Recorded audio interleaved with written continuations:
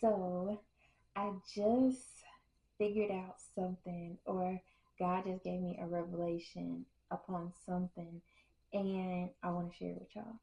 So I got my new Bible. Is She Reads Truth Bible. It's in the CSV version, and it looks like this.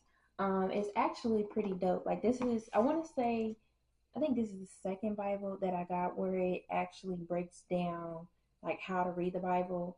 But this is the first Bible that I got where it teaches you what is the gospel and it breaks that down as well. Like it got a lot of stuff in here. Like I'll probably do another video and I'll kind of like break it down a little bit more. But what I learned was the eighth letter in the Hebrew alphabet. So I'm reading Limitations 2, and I come across like, I'm gonna try to show y'all. Hopefully you focus. Okay, so I come across, where am I at? So these words above the verses, I didn't know what they meant, what they was. Like I didn't know. So I'm assuming that it's the Holy Spirit in me and was just like, look that up. You need to know what those are.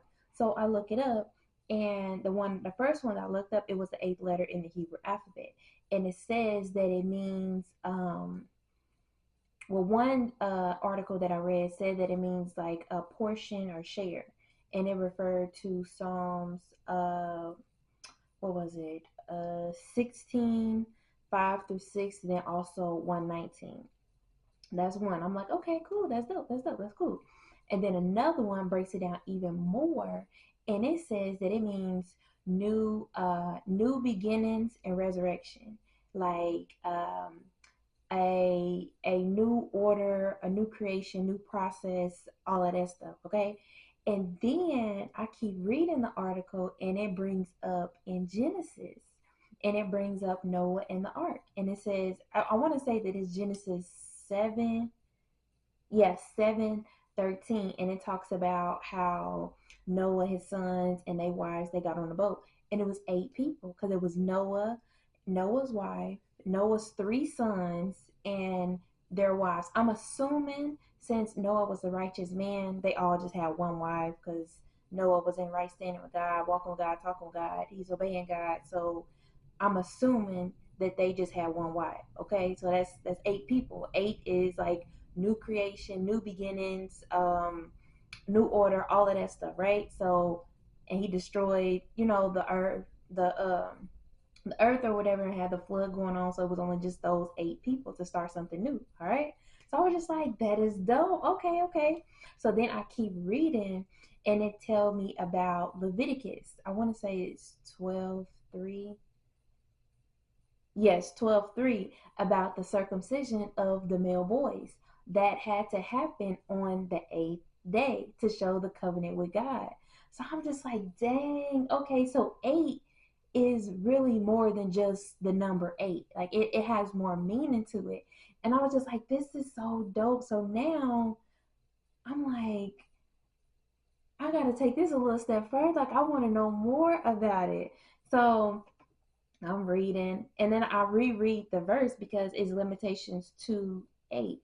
And in that verse, it's talking about God, how he destroyed, um, what was it? He destroyed the wall of Zion.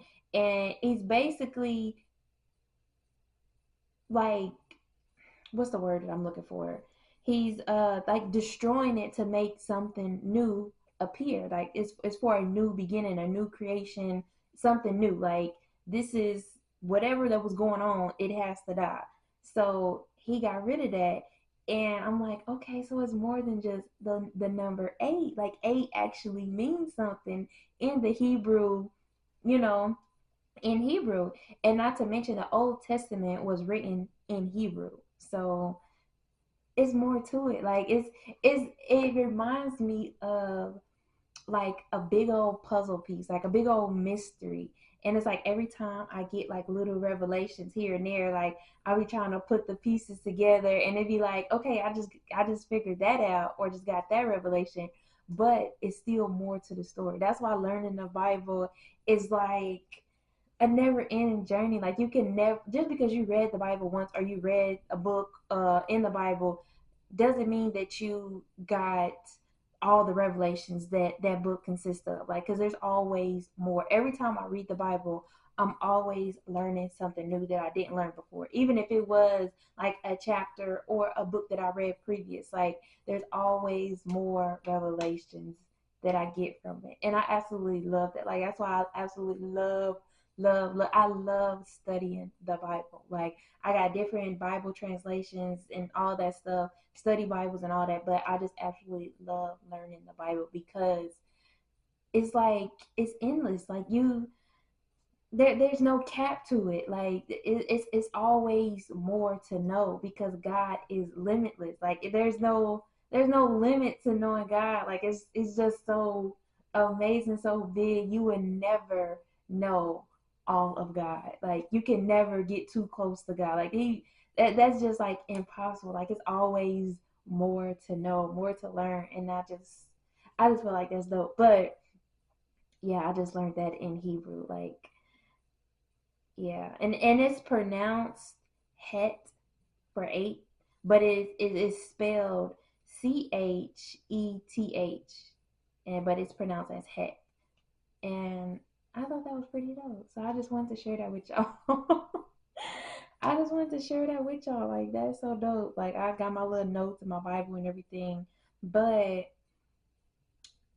yeah, like that's just pretty dope. So now I'm kind of like soaking on that, and yeah, since I learned something, I just wanted to share with y'all. But yeah, I think that's pretty dope. On your own time, you can go in limitations. Like, some Bibles don't have the Hebrew